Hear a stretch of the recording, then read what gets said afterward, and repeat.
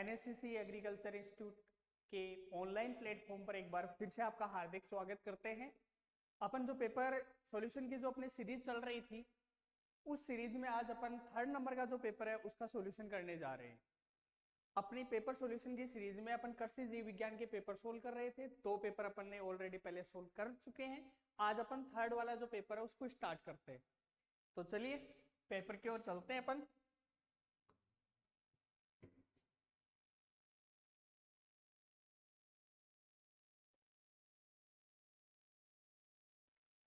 हाँ भाई, अपना जो मॉडल पेपर 3rd है वो आज अपन स्टार्ट कर रहे हैं।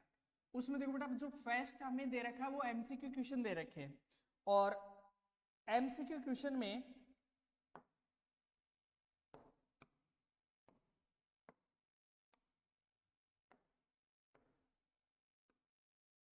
पहला जो क्वेश्चन दे रखा है वो ये दे रखा है कि आयरिस दुर्भिक्ष किससे संबंधित है।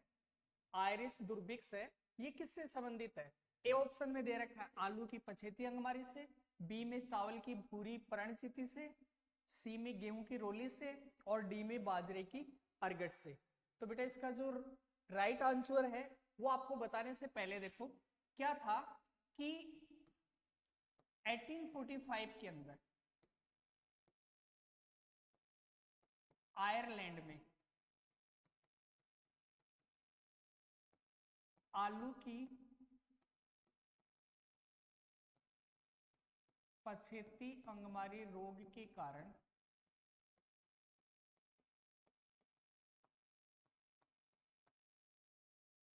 आलू की फसल है वो नष्ट हो गई थी, फसल नष्ट हो गई थी। और इसमें लगभग 12.5 लाख लोग, तो 12 लाख लोग हैं उनकी मृत्यु हो गई। और बात करें अगर अपने यूएसए की, तो ये बेटा यूएसए से लगभग 15 लाख लोग गमन कर गए थे। एक चीज और कि ये जो आयरिस दुर्भिक्ष है, इसको आयरिस दुर्भिक्ष का मतलब है अकाल, तो इसे अपन आयरलैंड के अकाल के नाम से भी जानते हैं, आयरलैंड का अकाल। तो इसका राइट आंसर अब तो हमें पता चल गया होगा, क्या होगा, आलू की पछेती अंगमारी। तो आयरिस दुर्भिक्ष किससे संबंधित है, आलू की पछेती अंगमारी रोग से संबंधित है। एक चीज और याद रखना इस क्वेश्चन में साथ ही, कि अगर हमें पूछ लिया जाए, देखो एक बड़ी बात है कि पादप रोग विज्ञान का जनक भी इसी रोग की वजह से ही हुआ, ऐसा माना जाता है। पादप रोग विज्ञान का जन्म इसी रोग की वजह से ही हुआ था, इसी रोग की वजह से हुआ था। तो ये चीजें इस क्वेश्चन के साथ में हमें याद रखना है। क्या क्या याद रखना है, आयरिस दुर्भिक्ष किसको कहते हैं, आयरलैंड में आलू की पछेती अंगमारी रोग के कारण आलू की फसल नष्ट हो गई थी, जिससे लगभग 12.5 लाख लोग हैं उनकी मृत्यु हो गई थी। और यूएसए में लगभग 15 लाख लोग हैं वो यानी प्रवासी हो गए थे, यानी अपने ये कह सकते हैं छोड़कर चले गए थे। और इसी रोग की वजह से ही पादप रोग विज्ञान का जनक माना जाता है। एक इसमें ये जो सेकंड नंबर का ऑप्शन अपना चावल की जो भूरी पर्णचिति है, इसको भी एक दुर्भिक्ष कहते हैं। इसे कहते हैं बेटा बंगाल का दुर्भिक्ष। किसको, इसको क्या कहते हैं अपन, बंगाल का दुर्भिक्ष रोग, बंगाल का दुर्भिक्ष रोग। यानी ये बंगाल में इसके कारण अकाल पड़ा था। ठीक है, तो ये अपना फर्स्ट क्वेश्चन है। इसका जो राइट आंसर हो जाएगा वो हो जाएगा आलू की पछेती अंगमारी से। चलते आगे।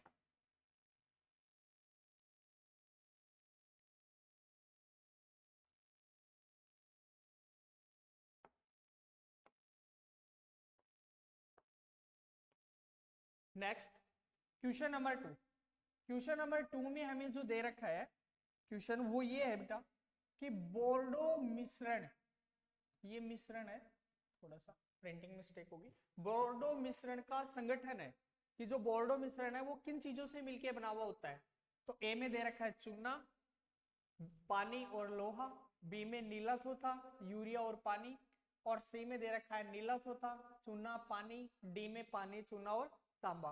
तो बेटा इसका जो राइट आंसर होगा वो कौन सा होगा, नीला थोथा, चूना और पानी। यानी अपन ये कह सकते हैं CuSO4 dot 5H2O plus calcium oxide CaO plus H2O। ये तीनों मिलाकर किसका निर्माण करते हैं? बोर्डो मिश्रण है उसका फॉर्मेशन करते हैं। अगर हमसे ये पूछ लिया जाए कि भाई ये जो बोर्डो मिश्रण है, इस बोर्डो मिश्रण की खोज किसने की थी, तो याद रखना बेटा, इस बोर्डो मिश्रण की जो खोज की थी वो प्रोफेसर मिलार्डे ने की थी। किसने की थी? प्रोफेसर मिलार्डे नामक वैज्ञानिक थे, उन्होंने इसकी खोज की थी। इसके साथ ही किस तरह ये बोर्डो मिश्रण है, ये किस चीज के अंतर्गत काम में आता है? तो बेटा ये जो बोर्डो मिश्रण क्या होता है, अंगूर के अंदर एक रोग होता है, अंगूर में एक रोग होता है, उसको अपन कहते हैं मर्दुल असीमता रोग। इस रोग के नियंत्रण हेतु किसका उपयोग किया जाता है? बोर्डो मिश्रण का उपयोग किया जाता है। तो क्वेश्चन का आंसर हो जाएगा नीला तोता, चूना और पानी। ये बोर्डो मिश्रण कहलाता है। प्रोफेसर मिलार्ड ने इसकी डिस्कवरी की थी, यानी इसको खोजा था। और किस रोग में काम में आता है? अंगूर का मर्दुल असीमता जो रोग होता है उसके उपचार के लिए इसको ऊपर यूज में लेते हैं। ठीक है, चलते हैं अगले क्वेश्चन की ओर।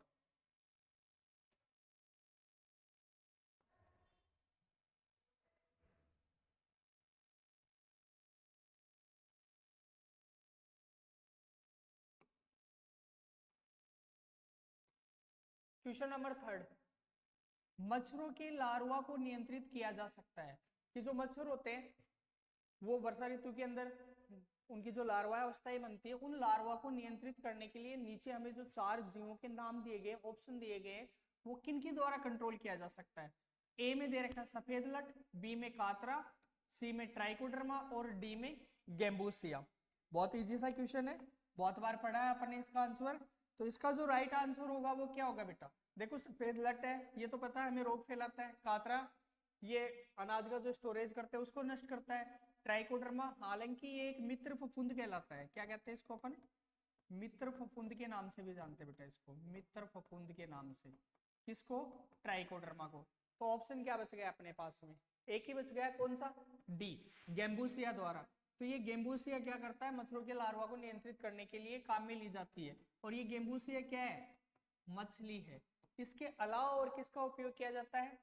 अगर हमें गेम्बूसिया के अलावा कुछ पूछा जाए तो जो पेनकस होता है, इसका उपयोग भी किसके लिए किया जाता है? जो मच्छर होते हैं उन मच्छरों के लार्वा को नष्ट करने के लिए इसको उपयोग में लिया जाता है। इसके अलावा हैप्लोकाइट्स, पेनकस, हैप्लोकाइट्स का यूज भी मच्छरों के लार्वा को कंट्रोल करने में किया जाता है। क्वेश्चन नंबर 4, क्वेश्चन नंबर 4 में दे रखा है बेटा में सबसे लंबे सूत्रकृमि की लंबाई है। यानी हमने ये ऑलरेडी पढ़ के आए कि सर सूत्रकृमि होते हैं वो निमोटेड जो निमेटोडा संघ होते हैं उसके अंदर अपन इनको शामिल करते हैं। हमें यहाँ से पूछ लिया गया है कि सबसे लंबे सूत्रकृमि की लंबाई कितनी होती है। तो ए में दे रखा है बेटा 21.0, बी में 0.9 mm, सी में 11.0 mm और डी में 0.2 mm। तो सबसे लंबे जो सूत्रकृमि है उसकी जो लंबाई होती है वो समथिंग 11.0 mm होती है। कितनी होती है? 11.0 mm है वो इसकी लंबाई है वो होती है। अगर हमें पूछ लिया जाए कि सर सबसे छोटे सूत्रकृमि की लंबाई कितनी होती है, तो बेटा 0.4 से 0.5 mm तक क्या होता है? सबसे छोटा जो सूत्रकृमि है वो होता है। अगर ये पूछ लिया जाए कि सर सबसे लंबे सूत्रकृमि का नाम क्या है, तो ग्लिडॉन्स, ये सबसे छोटे सूत्रकृमि हो जाएगा। ठीक है, और अगर साथ में हमें ये पूछा जाएगा भाई सबसे बड़े का नाम क्या है, तो उसका नाम हो जाएगा बेटा पैरालोंगिडोर्स। क्या नाम हो जाएगा? पैरालोंगिडोप्सिस। ये सबसे बड़े सूत्रकृमि का नाम हो गया। तो 4th वाले क्वेश्चन का जो राइट आंसर होगा वो क्या होगा बेटा? 11.0 mm इसका राइट आंसर हो जाएगा। उसके बाद में नेक्स्ट क्वेश्चन की ओर चलते हैं। अगला जो अपना क्वेश्चन है वो है क्वेश्चन नंबर 5। और क्वेश्चन नंबर 5 का जो क्वेश्चन नंबर 5 जो हमें दिया हुआ है वो पूछा गया है स्ट्रेप्टोमाइसिन एंटीबायोटिक की खोज किसने की थी? स्ट्रेप्टोमाइसिन जो प्रतिजैविक है इसकी खोज किसके द्वारा की गई?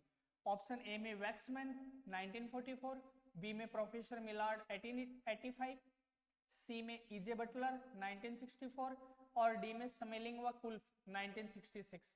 इसका जो राइट आंसर होगा वो क्या होगा बेटा, वैक्समैन 1944 में स्ट्रेप्टोमाइसिन एंटीबायोटिक की खोज की थी। ये स्ट्रेप्टोमाइसिन एंटीबायोटिक है, ये क्या यूज में आती है, जो पादपों में जीवाणुजनित जो रोग होते हैं,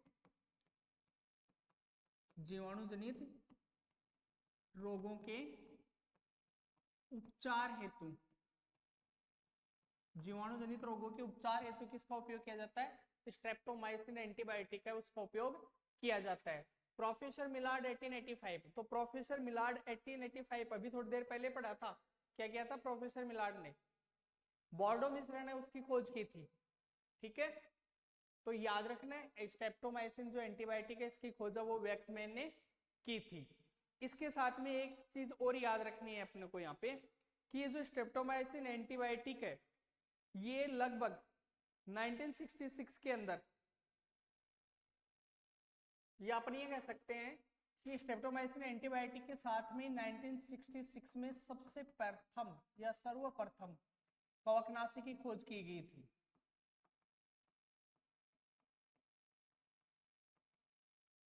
चलते हैं अगले क्वेश्चन की ओर। अगला जो क्वेश्चन है वो है क्वेश्चन नंबर 6।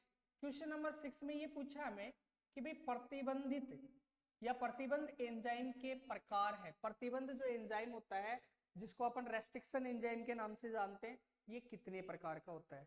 तो देखो बेटा, जो रेस्ट्रिक्शन एंजाइम होता है, प्रतिबंधित एंजाइम होता है, ये 2 प्रकार का होता है। कितने प्रकार का होता है, 2 प्रकार का।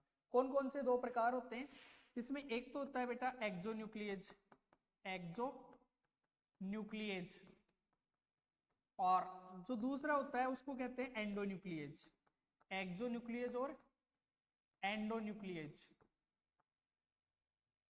एक्सोन्यूक्लियस और एंडोन्यूक्लियस क्या काम करता है, एक्सोन्यूक्लियस क्या करता है कि जो डीएनए होता है, जो डीएनए की स्ट्रैंड होती है या जो डीएनए होता है, उस डीएनए को कहां से काटता है, उनके दोनों सिरों से काटने का काम करता है। यहां कौन काम करता है, आपका एक्सोन्यूक्लियस काम करता है। अपन ये कह सकते हैं एक्सोन्यूक्लियस जो रेस्ट्रिक्शन एंजाइम होता है वो डीएनए को दोनों सिरों से काटने का काम करता है। फिर एंडोन्यूक्लियस, एंडोन्यूक्लियस क्या करता है, जो डीएनए होता है उस डीएनए के बीच में से कहां से काटेगा, मध्य में से काटने का कार्य करता है। मध्य में से काटने का कार्य करता है। सर ये क्या काम आते हैं प्रतिबंधित रेस्ट्रिक्शन एंजाइम, जैसे आपने एग्जांपल में पढ़ा भी होगा अपनी जो बुक है उसमें, इको R1 का नाम सुना होगा, इको आर फर्स्ट। इसमें ई का मतलब स्टीरियस, को का मतलब है कोलाई, आर का मतलब है ये इसका स्ट्रेन होता है प्रभेद, और फेस्ट का मतलब है रोमन नंबर की भाई किस नंबर पे इसको प्रिपेयर किया गया था। तो इको R1 है वो एक किसका एग्जांपल है, रेस्ट्रिक्शन एंजाइम का एक एग्जांपल है। ये इको R1 क्या करता है, डीएनए को एक स्पेसिफिक जगह से काटता है।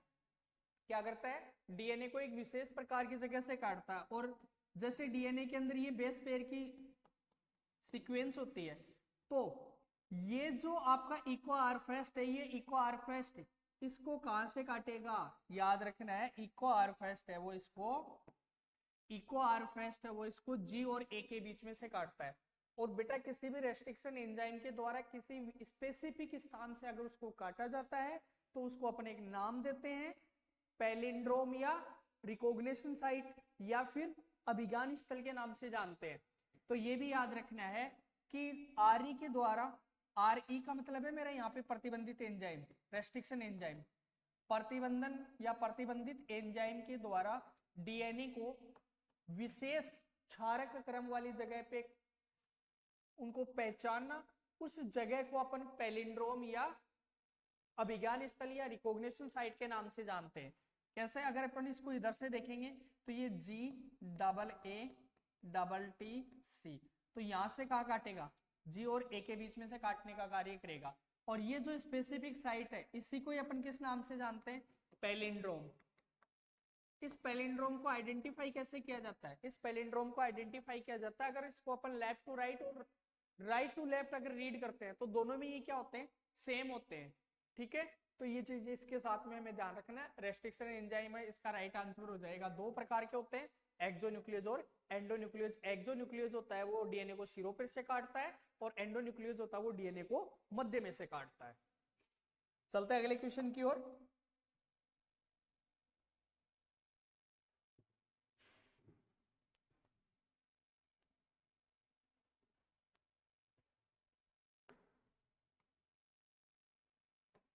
ड्रोसोफिला में सफेद आंख उत्परिवर्तन की खोज की थी।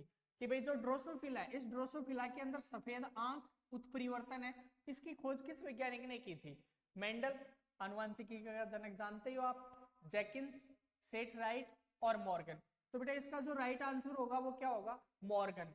अगर अपन इसके पूरे नाम की बात करें तो इसको टीएच मॉर्गन या थॉमस हंट मॉर्गन के नाम से जानते हैं। अब रही बात ये कि सर थॉमस हंट मॉर्गन ने सफेद आंख उत्परिवर्तन का मतलब क्या है? आपको याद हो तो देखो, थॉमस हंट मॉर्गन ने सहलगनता की खोज की थी। किसकी? इस सफेद आंख उत्परिवर्तन प्रयोग के द्वारा सहलगनता की खोज की थी। सर ये सहलगनता क्या होती है? सहलगनता में क्या होता है कि मतलब जैसे ये क्रोमोसोम्स होते हैं, इन क्रोमोसोम्स पे ये जीन्स पाए जाते हैं। अगर ये जीन्स इन जीन्स की लोकेशन है, यानी इनके बीच में दूरी कम होगी, तो जब नेक्स्ट के अंदर ट्रांसफर होते हैं, अगली जनरेशन में ट्रांसफर होते हैं, तो दोनों जीन एक साथ में ट्रांसफर होते हैं। समझ रहे हो मेरी बात? यानी सह का मतलब साथ और लगनता का मतलब होता है स्थानांतरित होना। तो सहलगनता की खोज की थी। सहलगनता का मतलब क्या है कि एक गुणसूत्र पे पाए जाने वाले दोनों जीन अगर पास पास में स्थित होते हैं, ऐसी स्थिति में ये दोनों जीन एक साथ में बिना प्रभावित हुए अगली पीढ़ी में एक साथ ट्रांसफर होते हैं, स्थानांतरित होते हैं दोनों जीन। इसी को अपन किस नाम से जानते हैं? सहलगनता के नाम से जानते हैं। तो ड्रोसोफिला में सफेद आंख उत्परिवर्तन की खोज है वो किसने की थी? मॉर्गन ने की थी। चलते अगले क्वेश्चन की ओर। अगला जो क्वेश्चन है बेटा वो हमें दे रखा है, राष्ट्रीय बीजीय मसाला अनुसंधान केंद्र कहाँ स्थित है? तो राष्ट्रीय बीजीय मसाला अनुसंधान केंद्र का तो सीधा सा आंसर देखते ही पता चल रहा है, तबीजी अजमेर। तबीजी अजमेर जो कहाँ है? राजस्थान। राजस्थान में तबीजी अजमेर में राष्ट्रीय बीजीय मसाला अनुसंधान केंद्र स्थित है। जोधपुर, जोधपुर में भी कुछ स्पेसिफिक प्लेस है क्या? है ना, काजरी central arid zone research institute, central arid zone research institute, केंद्रीय शुष्क अनुसंधान केंद्र नागपुर के अंदर। पहले फर्स्ट वाले पेपर में भी पढ़ा था अपन ने, केंद्रीय कपास अनुसंधान केंद्र, केंद्रीय कपास अनुसंधान केंद्र।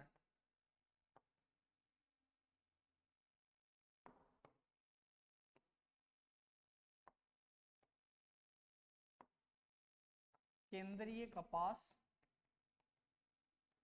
अनुसंधान केंद्र यह है नागपुर में। कटक उड़ीसा वाला तो कटक उड़ीसा में क्या है बेटा? केंद्रीय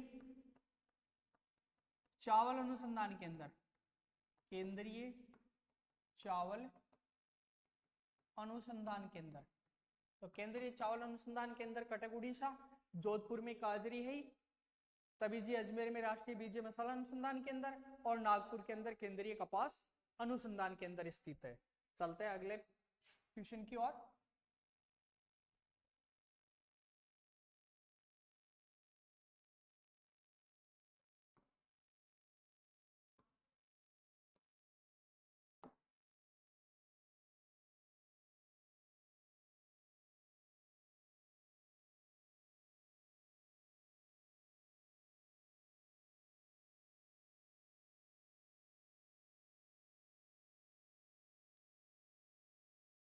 क्वेश्चन नंबर 9, और क्वेश्चन नंबर 9 में हमें दे रखा है लाभदायक कीट। ये पूछा गया है कि नीचे जो चार ऑप्शन दिए हैं, इन चार ऑप्शनों में कौन सा हमारे लिए लाभदायक के रूप में काम करता है? तो बेटा सफेद मक्खी, सफेद मक्खी तो रोग फैलाने का काम करती है। दीमक, दीमक ये भी हमारे लिए लाभदायक नहीं है।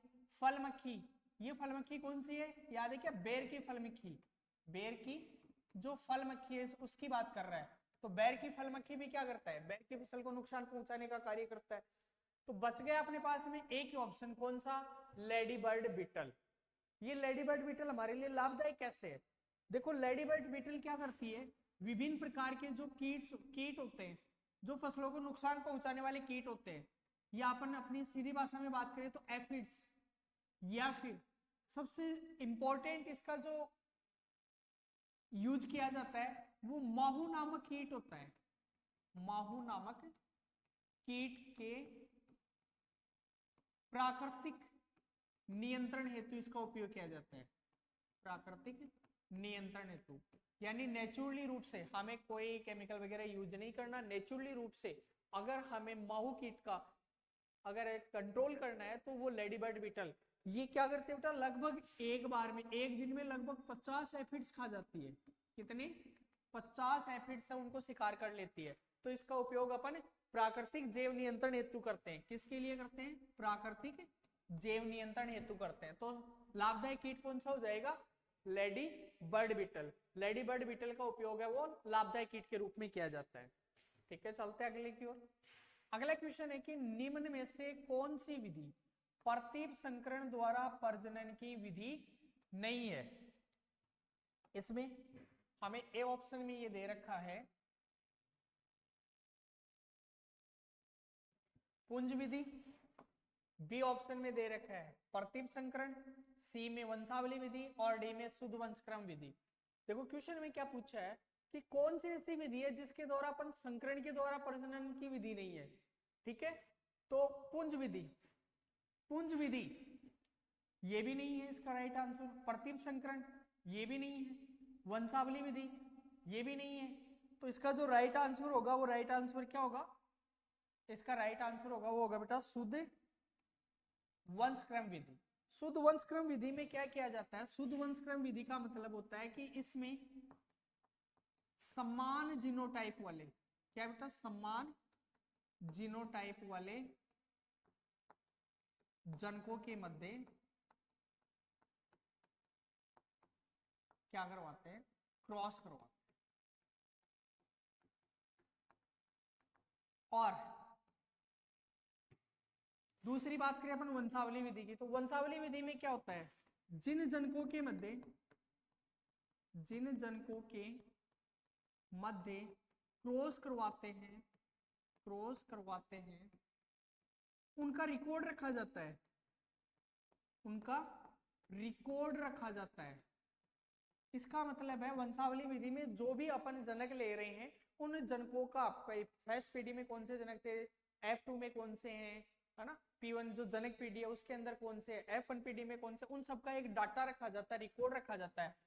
अगर अपन बोले तो वंश, उसका पूरा वंश लिखा जाता है कि कौन सी जो प्रोसेस उसमें किस प्रकार की पीढ़ी में कौन से जनक का प्रयोग किया गया था, इसीलिए अपन इसको वंशावली विधि के नाम से जानते हैं। प्रतीप संकरण विधि में क्या होता है? अपन इसमें एक तो बेटा आवर्ती जनक लेते हैं, एक तो आवर्ती जनक लेते हैं और दूसरा अनावर्ती जनक। तो इसमें आवर्ती और अनावर्ती जनक है वो लिए जाते हैं। फिर रह गई अपनी कौन सी एक पुंज विधि। अब बात करें अपन की भाई जो पुंज विधि है उस पुंज विधि के अंदर क्या कौन सी मेथड है वो काम में ली जाती है। तो ज्यादा भी नहीं, तो इसके अंदर एक चीज याद रखना कि अगर पुंज विधि में ये पूछ ले कि इसकी खोज किसने की थी, तो याद रखना बेटा निल्सन ए हल ने। किसने की थी? निल्सन ए हल ने 1908 में पुंज विधि की खोज की थी। तो इस क्वेश्चन के जो चारों ऑप्शन है वो चारों ऑप्शन हमें क्या करने हैं? क्लियर करने हैं। वंशावली विधि में जिन जनकों के मध्य अपन क्रॉस करवाते हैं उनका रिकॉर्ड रखा जाता है। शुद्ध वंशक्रम विधि में इनके समान जीनोटाइप वाले जो जनक होते हैं उनके मध्य क्रॉस करवाते हैं। प्रतीप संकरण में आवर्ती जनक और अनावर्ती जनक का उपयोग किया जाता है। पुंज विधि के खोजकर्ता पूछे तो निल्सन ए हल ने 1908 में इसकी खोज की थी। चलते बेटा अगले क्वेश्चन की ओर। अगला जो क्वेश्चन है वो हमें ये दे रखा है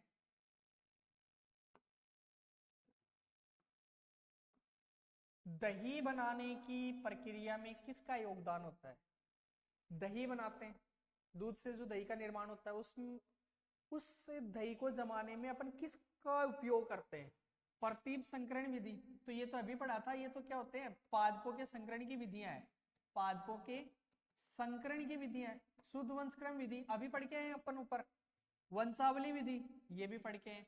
तो ऑप्शन क्या बचा अपने पास? एक सूक्ष्म जीवों का, और सूक्ष्म जीवों में भी किसका उपयोग किया जाता है? जीवाणु का। कौन से जीवाणु का उपयोग किया जाता है? लैक्टोबैसिलस का, किसका किया जाता है, लैक्टोबैसिलस जीवाणु का, लैक्टोबैसिलस जीवाणु का यूज किसके लिए किया जाता है, दही बनाने की प्रक्रिया में किया जाता है। अगर हमें ये पूछ लिया जाए भाई वाइन बनाने के लिए किसका उपयोग किया जाता है, तो व्यापारिक स्तर पे जो शराब का उत्पादन किया जाता है वो एक कवक काम में लेते हैं, उसको क्या कहते हैं बेटा, सैकेरोमाइसीज सेरेविसी। क्योंकि ये एग्जाम में पिछली बार के पेपर में पूछा हुआ है हमें कि किण्वन करने के लिए या फिर व्यापारिक स्तर पर शराब का उत्पादन करने के लिए किसका उपयोग किया जाता है, सैकेरोमाइसीज सेरेविसी का। जैसे यहाँ पूछ लिया दही बनाने की प्रक्रिया में किसका योगदान होता है, तो सूक्ष्म जीवों का, और सूक्ष्म जीव में भी किसका, लैक्टोबैसिलस जीवाणु। ये लैक्टोबैसिलस जो दूध होता है उसको दही में बदलने का कार्य करता है। चलते हैं अगले क्वेश्चन की ओर।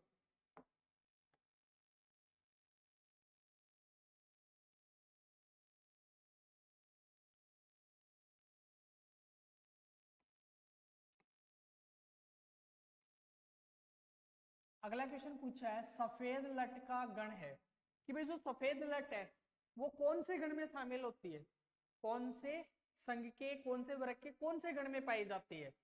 तो एक में दे रखा ऑर्थोप्टेरा, बी में दे रखा कोलियोप्टेरा, सी में दे रखा है लेपिडोप्टेरा और डी में दे रखा है हेमिप्टेरा।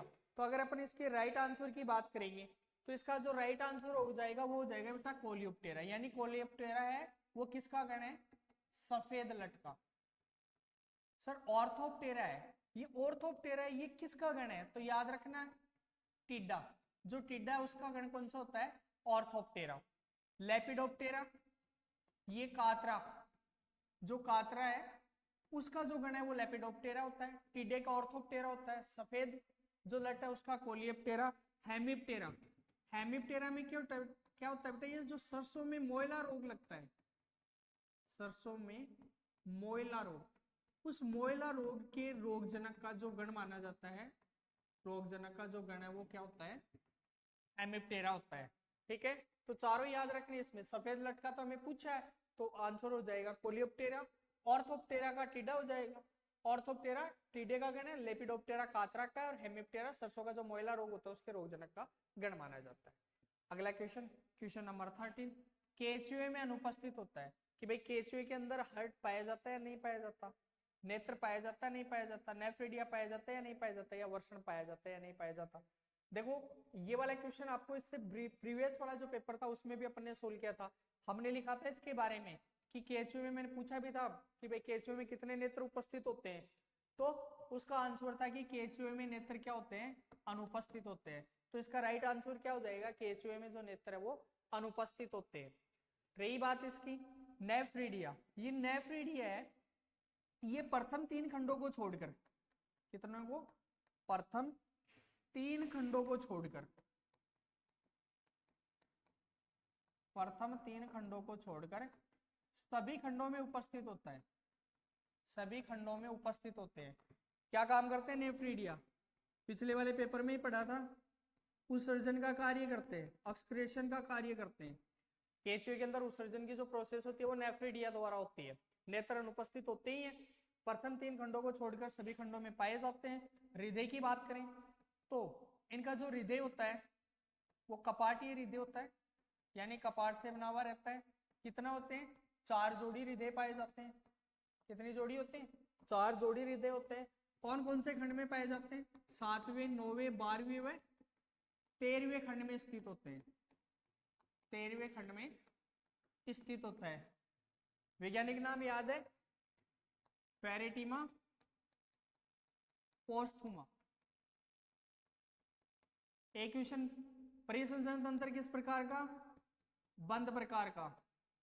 अगर हमें श्वसन पूछ ले कि भाई केचुए में श्वसन किसके द्वारा होता है, तो नम देह भित्ति द्वारा, किसके द्वारा, नम देह भित्ति द्वारा। कुल कितने खंडों से मिलकर बना होता है, लगभग 100 से 120 खंडों के द्वारा ये निर्मित होता है। एक इसके अंदर 3 स्पेसिफिक खंड जो क्लाइटेलम का फॉर्मेशन कर रहे थे, और ये क्लाइटेलम से किसका निर्माण होता है, केचुए में कोकून का निर्माण होता है। तो ये चीजें भी इसके साथ में हमें याद में याद रखनी है। केचुए में अनुपस्थित होता है नेत्र। ठीक है सर। नेफ्रीडिया प्रथम 3 खंडों को छोड़ के सभी खंडों में पाया जाता है। हृदय कपाटी होता है, 4 जोड़ी होता है, संकुचनशील होता है। और ये जो हृदय होता है, ये हृदय 7वें 9वें 12वें और 13वें खंड में स्थित होता है। तो ये दोनों तो प्रेजेंट है, वर्सन टेस्टिस पाया ही जाता है। अब्सेंट कौन सा होता है? नेत्र।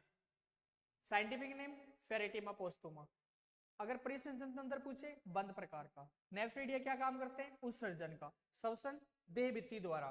तो ये क्वेश्चन भी इसके साथ में याद रखने।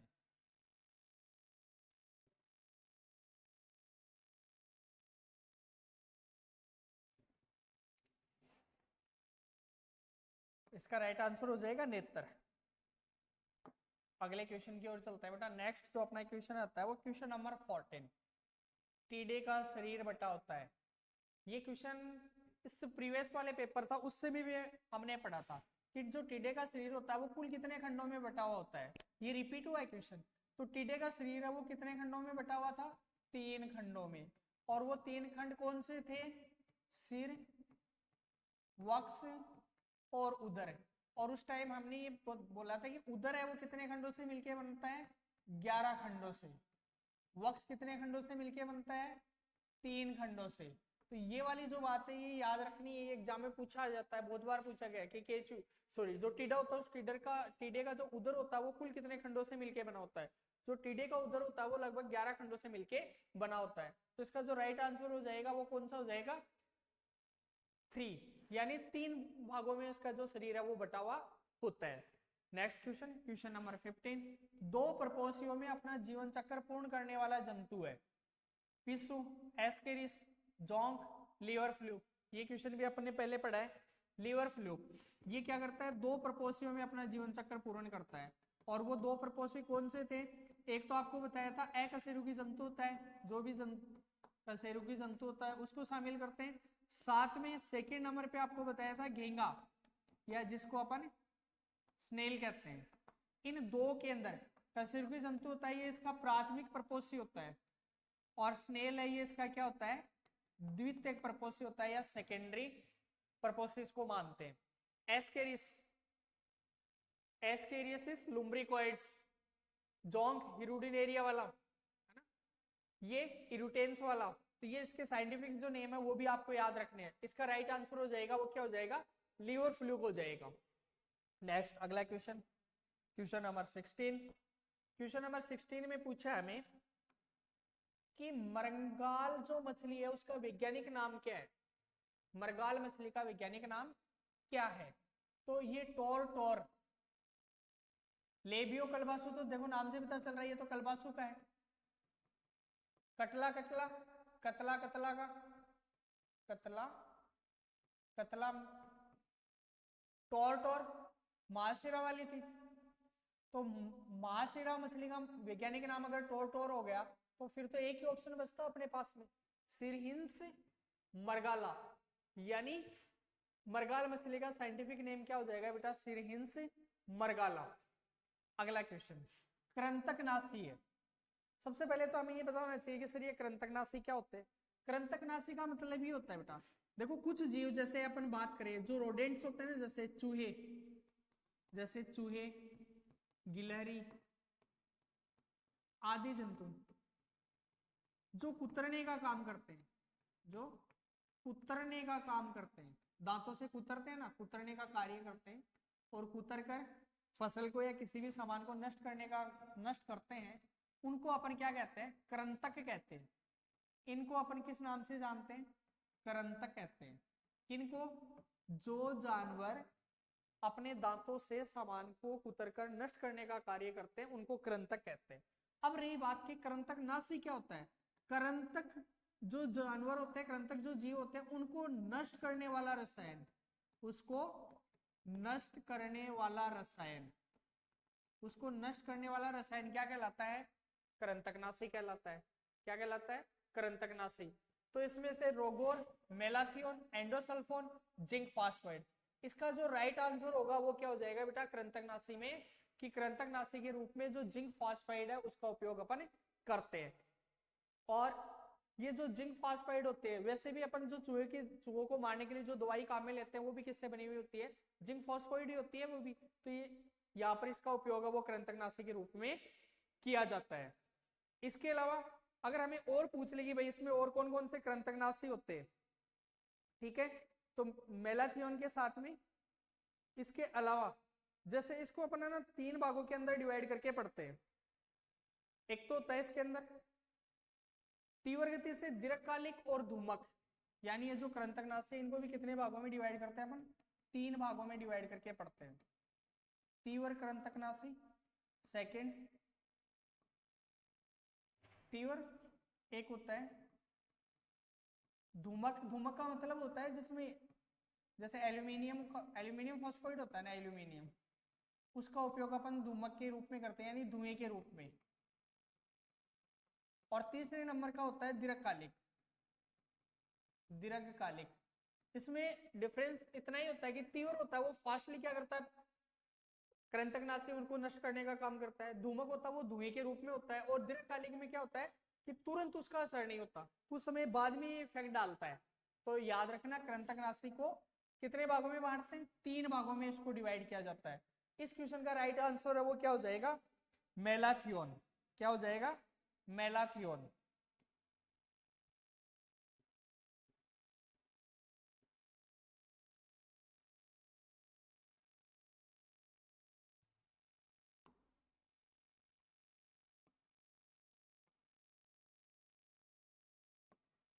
Zinc phosphate. Next question number 18। Question number 18 में पूछा है भारतीय कृषि अनुसंधान संस्थान स्थित है, यानी क्या पूछा है, इंडियन एग्रीकल्चर रिसर्च इंस्टीट्यूट कहाँ स्थित है, IARI। तो इसका राइट आंसर हो जाएगा वो क्या होगा बेटा, नई दिल्ली। नई दिल्ली के अंदर पहले इसको पूसा संस्थान के नाम से भी जाना जाता था। और इसको पूसा संस्थान के नाम से क्यों जाना जाता था, क्योंकि ये बिहार के पूसा नामक जगह पर या पूसा नामक स्थान पर स्थित थी। इस कारण से इसको पूसा संस्थान के नाम से भी जाना जाता था। सिंपल सा क्वेश्चन है, बहुत बार इसको अपन पढ़ चुके हैं। ठीक है, अगले क्वेश्चन की ओर चलते हैं। तो इस प्रकार से अपने MCQ है वो कंप्लीट होते हैं। अब अपन फिल इन द ब्लैंक्स या रिक्त स्थानों की जो पूर्ति कीजिए। क्वेश्चन नंबर 2 है, इसकी ओर चलते हैं। इसमें जो पहला क्वेश्चन दे रखा है वो हमें ये दे रखा है बेटा, पादप कोशिका के संवर्धन से नए पादप बनाने की क्षमता को क्या कहते हैं। यानी पूरा एक पादप है, उसमें अपन जानते हैं कि नए पादप का निर्माण होता है तो वो लैंगिक जनन या फिर कायिक जनन के द्वारा होता है। लैंगिक जनन में युग्मनज बनते हैं, कायिक जनन में पौधे के किसी न किसी भाग को लेते हैं।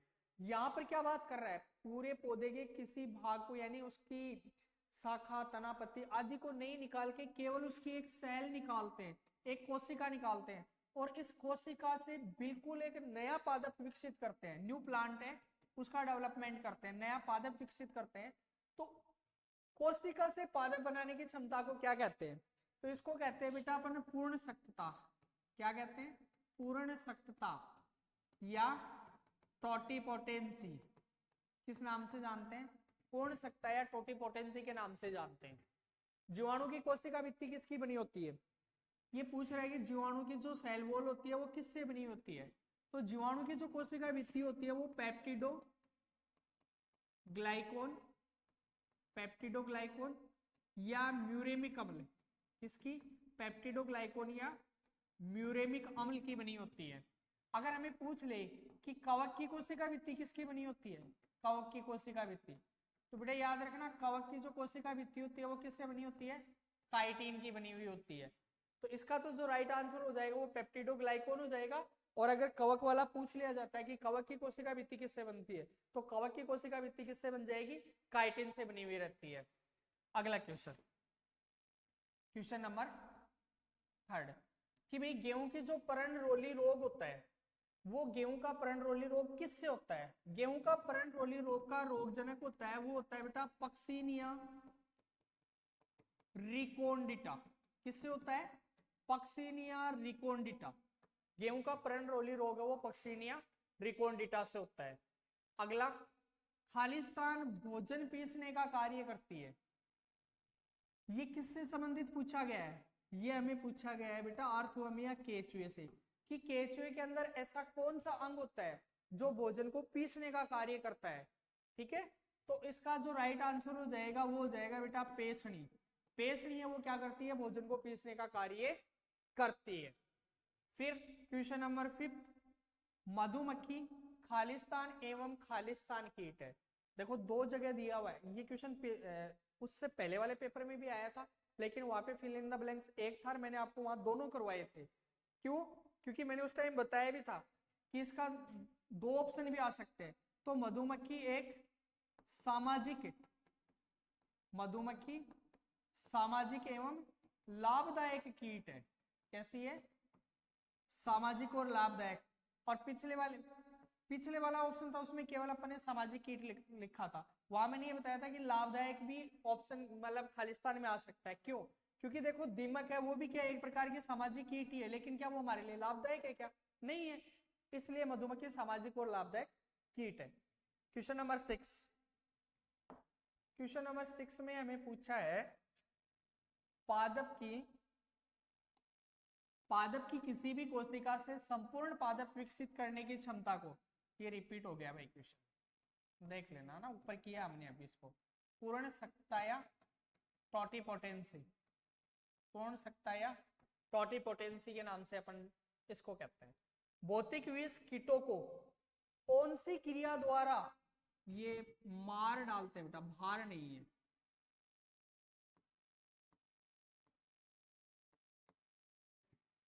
भौतिक विष होते हैं वो कीटों को कौन सी क्रिया द्वारा मार डालते हैं? बेटा ये जो भौतिक विष होते हैं वो कीटों को मारने के लिए श्वास रोधी क्रिया होती है। उसमें कौन सी क्रिया होती है? श्वास रोधी। इस क्रिया में क्या होता है कि जो जीव होता है उसके अंदर ऑक्सीजन की सप्लाई नहीं हो, उस जीव को प्रॉपर अमाउंट में ऑक्सीजन की सप्लाई नहीं हो पाती, जिससे उसकी श्वसन प्रक्रिया वो बंद हो जाती है, जिसको अपन श्वास रोधी क्रिया कहते हैं। तो ये भौतिक विष क्या करते हैं, कीटों के जो श्वसन तंत्र होता है उसको डिस्ट्रॉय कर देते हैं, जिसके कारण ये कीट है वो मर जाते हैं। तो इसको कहेंगे अपन श्वास रोधी। अगला क्वेश्चन है, विकिरण ऊर्जा का सर्वप्रथम प्रयोग खालिस्तान ने किया था।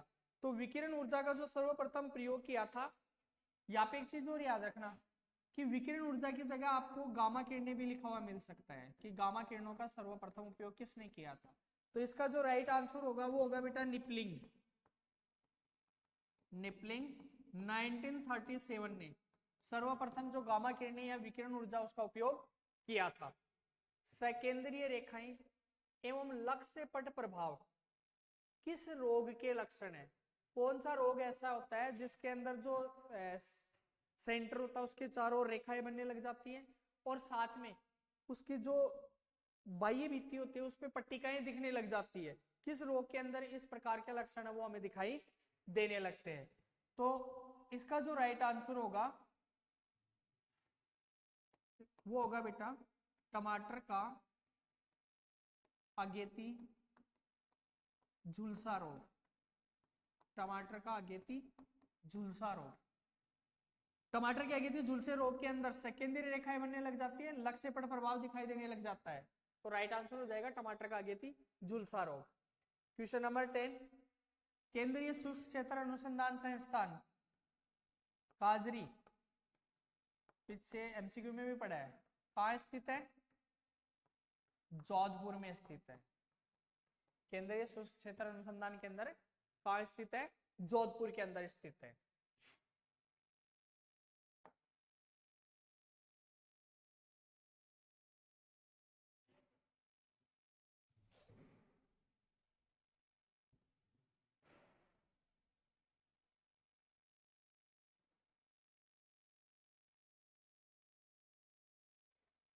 तो बेटा इस प्रकार से अपने जो फिल इन द ब्लैंक्स वाले क्वेश्चन थे वो कंप्लीट होते हैं। अब अपन शॉर्ट टाइप आंसर वाले जो क्वेश्चन है उनकी तरफ चलते हैं। और शॉर्ट टाइप जो क्वेश्चन है उनमें हमें जो फर्स्ट क्वेश्चन दे रखा है वो ये दे रखा है, सफेद लट का लार्वा जो होता है उसकी आकृति कैसे होती है? कि सफेद लट का जो लार्वा होता है उस सफेद लट के लार्वे की आकृति कैसे होती है? तो बेटा सफेद लट के जो लार्वा होता है उसकी आकृति होती है वो अंग्रेजी के सी अक्षर के समान होती है। अंग्रेजी के सी अक्षर के समान, सी अक्षर के समान। देखा हमने सफेद लट वाला, वो इस प्रकार से मुड़ी हुई रहती है, ऐसे ऐसे मुड़ी हुई रहती है इस प्रकार से। तो इसका आकार कैसा होगा, अंग्रेजी के सी अक्षर के समान होगा। अगला क्वेश्चन पूछा जा रहा है उत्परिवर्तन किसे कहते हैं। उत्परिवर्तन का मतलब ये होता है किसी जीव में आकस्मिक या अपन कहें अचानक उत्पन्न होने वाले वंशागत परिवर्तनों को, किसी जीव में अचानक उत्पन्न होने वाले वंशागत परिवर्तनों को उत्परिवर्तन कहते हैं। क्या मतलब होता है, उत्परिवर्तन का मतलब ये होता है कि कोई भी जो जीव होता है उस जीव के अंदर जो डीएनए पाया जाता है, उस डीएनए पे जो जीन होते हैं, उन जीन का एक क्रम होता है, एक सीक्वेंस पाया जाता है, यानी बेस पेयर की एक सीक्वेंस पाई जाती है। अगर उस बेस पेयर के सीक्वेंस में किसी भी प्रकार का चेंजमेंट हो जाता है, तो चेंजमेंट होने के कारण उस जीव की जो जेनेटिक संरचना है उसके अंदर भी क्या होता है, उसके जो जेनेटिक गुण होते हैं, आनुवंशिक गुण होते हैं, उनमें परिवर्तन हो जाता है। और इसी प्रकार के होने वाले परिवर्तन को अपन क्या कहते हैं बेटा, उत्परिवर्तन कहते हैं। तो अपन ये याद रखेंगे, उत्परिवर्तन किसी भी जीव में अचानक उत्पन्न होने वाले लक्षणों को उत्परिवर्तन कहते हैं। ये जो उत्परिवर्तन है, इसकी अगर हमें थोड़ी सी और डिटेल बात करें तो इसके बारे में उत्परिवर्तन जो शब्द दिया था वो हुगो डी ब्रीज ने दिया था। किसने दिया था, हुगो डी ब्रीज ने। और हुगो डी ब्रीज ने उत्परिवर्तन के लिए जिस पादप पे प्रयोग किया था उसका नाम था इवनिंग प्राइमरोज। कौन से पादप पे काम किया था, इवनिंग प्राइमरोज नामक पौधे पर इन्होंने काम किया था। ये जो उत्परिवर्तन होता है ये दो प्रकार का होता है। एक होता है बेटा स्वतः उत्परिवर्तन, जो आनुवांशिक जो संरचनाएं होती हैं उनमें पाए जाने वाले जो क्षार युग्म होते हैं, उन क्षार युग्म में परिवर्तन के कारण होता है। और एक होता है बेटा प्रेरित उत्परिवर्तन, जिसमें बाह्य जो एक्सटर्नल कारक होते हैं उनके माध्यम से उत्परिवर्तन करवाया जाता है। उत्परिवर्तन के लिए अपन जो गामा रेंज होती है उनका यूज भी किया जाता है। जो कारक उत्परिवर्तन करते हैं उनको उत्परिवर्तन जन कारक के नाम से जानते हैं। तो ये चीजें भी हमें इसके साथ में याद रखनी है। अगला क्वेश्चन,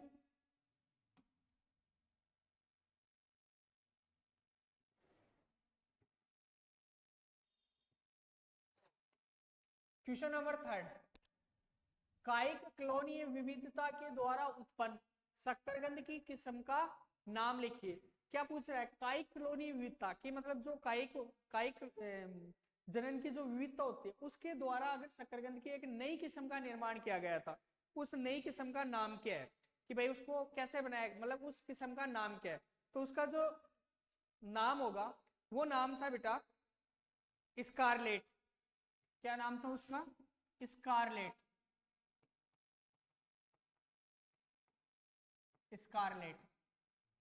अगर हमें पूछ लिया जाए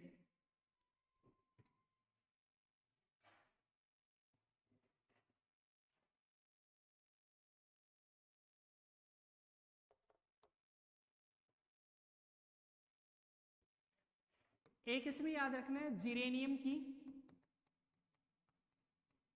सिग्मा किस्म, ये भी इसी प्रकार से तैयार की गई है। एक सरसों की जो पूसा किस्म है, सरसों की पूसा किस्म, ये तीनों किस्में किससे बनाई गई हैं, आपकी कायिक कॉलोनी विविधता के द्वारा की गई है। तो कायिक कॉलोनी विविधता के द्वारा उत्पन्न शक्करकंद की किस्म का नाम पूछे तो क्या होगा, स्कारलेट। जीरेनियम की सिग्मा, सरसों की पूसा किस्म का विकास इसके द्वारा किया गया है। अगला क्वेश्चन है, ब्रूथी को मारने वाले विषों को किस नाम से जानते हैं। एकदम से इजी क्वेश्चन, ब्रूथीनाशक। किसके नाम से जानते हैं, ब्रूथीनाशक। सर ये ब्रूथी क्या होते हैं, ये ब्रूथी ऐसे सूक्ष्म जीव होते हैं जो दूसरे जीवों पर क्या होते हैं, परजीवी होते हैं, परजीवी होते हैं। इतने सूक्ष्म होते हैं कि ये नग्न आइज के द्वारा तो अपन इनको देख ही नहीं सकते। तो ब्रूथी को मारने के लिए ब्रूथीनाशक का उपयोग किया जाता है, ठीक है। और ये अत्यंत सूक्ष्म जीव होते हैं। अगला क्वेश्चन, शीर्षारंभ भी किसे कहते हैं, शीर्षारंभ भी। देखो इसके नाम से थोड़ा पता चल रहा है, ऐसी चीज जो कहां से आरंभ हो, शीर्ष से आरंभ हो, शीर्ष से आरंभ हो। शीर्षारंभी का मतलब ये होता है जब पादप जब पादप शीर्ष से सूखना स्टार्ट होकर, शीर्ष से सूखना शुरू होकर या आरंभ होकर, शुरू होकर नीचे की तरफ आता है, नीचे की तरफ आता है, यानी अपन कहें कि पौधा क्या होता है, उल्टा सूखने लग जाता है। क्या होने लग जाता है बेटा, उल्टा सूखने लग जाता है। तो जब पादप उल्टा सूखने लग जाता है, शीर्ष से आरंभ होकर नीचे की ओर सूखता है, उसको अपन शीर्षारंभी रोग कहते हैं।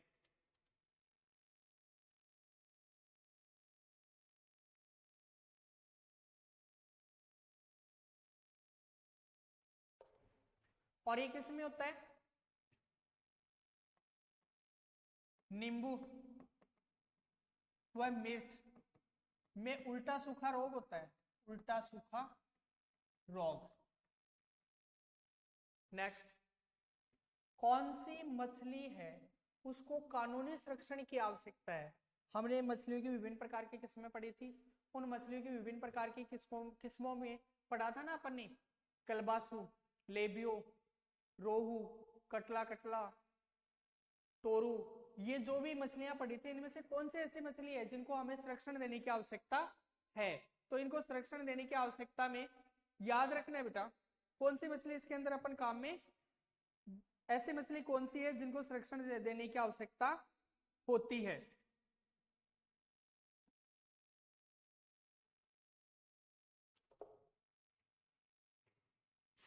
राइट आंसर हो जाएगा महासिर, जिसका वैज्ञानिक नाम अपन ने पढ़ा था टोरटोर। अब रही बात ये कि सर ये जो मछली है, इस मछली को कानूनी संरक्षण देने की आवश्यकता क्यों है। तो इसको कानूनी संरक्षण देने की आवश्यकता इसलिए है, क्या होता है बेटा, ये जो जल का प्रवाह होता है, उस जल के प्रवाह के साथ में, प्रवाह के साथ में बहती यानी गति करती है, या अपन ने पढ़ा था ये प्रवासी मछली है, प्रवासी मछली है, या फिर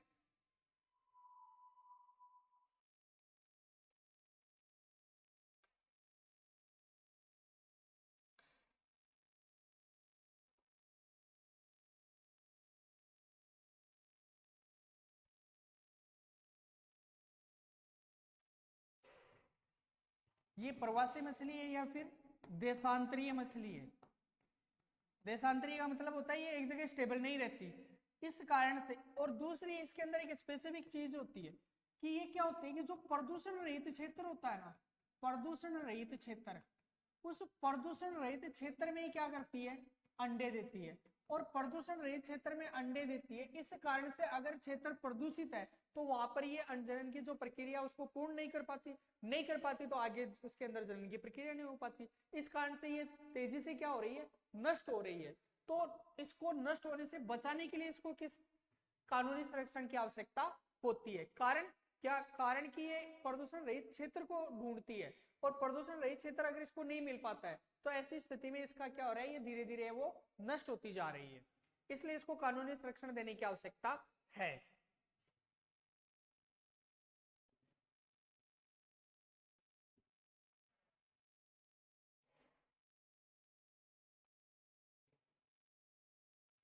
नेक्स्ट, केचुए के श्वसन अंग का नाम बताइए। थोड़ी देर पहले ही पढ़ा था अपने, शरीर की नम देह भित्ति द्वारा, नम देह भित्ति के द्वारा केचुआ क्या करता है बेटा, श्वसन करता है। नेक्स्ट क्वेश्चन, उस भारतीय संस्थान का नाम लिखिए जो जनन द्रव्य को एकत्रित और सुरक्षित करता है। NBPGR, बहुत बार पढ़ा आपने, फर्स्ट वाले चैप्टर में दे रखा हमें। नेक्स्ट क्वेश्चन नंबर 9, प्रकाश के अभाव में पौधों का पीला पड़ने को क्या कहते हैं। इसको कहते हैं बेटा क्लोरोसिस। क्या कहते हैं इसको, क्लोरोसिस। क्या मतलब होता है क्लोरोसिस का, क्लोरोसिस का मतलब ये होता है, हमें ये पता है, देखो पादपों का जो हरा रंग होता है वो किस कारण से होता है, क्लोरोफिल के कारण होता है, क्लोरोफिल के कारण। जिन भागों में प्रकाश पर्याप्त मात्रा में नहीं पहुंच पाता, प्रकाश पर्याप्त मात्रा में नहीं पहुंच पाता, नहीं पहुंच पाता, वहां पर कैरोटिनॉइड जो वर्णक होते हैं, कैरोटीन या जो अपन बोले कैरोटिनॉइड्स वर्णक है, वो बनने लग जाते हैं। और ये बेटा जो कैरोटिनॉइड वर्णक है, इसके कारण रंग कैसा बनता है? पीला बनता है। तो पौधे का पीला पड़ने का, प्रकाश के अभाव में पौधे का जो पीला पड़ना है उसको क्लोरोसिस कहते हैं। क्लोरोसिस में क्या होता है, ये जो क्लोरोफिल होता है, ये क्लोरोफिल नष्ट होने लगता है। क्या होने लग जाता है? नष्ट होने लग जाता है, क्योंकि जहां प्रकाश पर्याप्त मात्रा में नहीं पहुंचता वहां पे क्लोरोफिल की जगह कैरोटिनॉइड जो वर्णक है वो बनने लग जाते हैं। और कैरोटिनॉइड का जो रंग होता है वो कैसा होता है?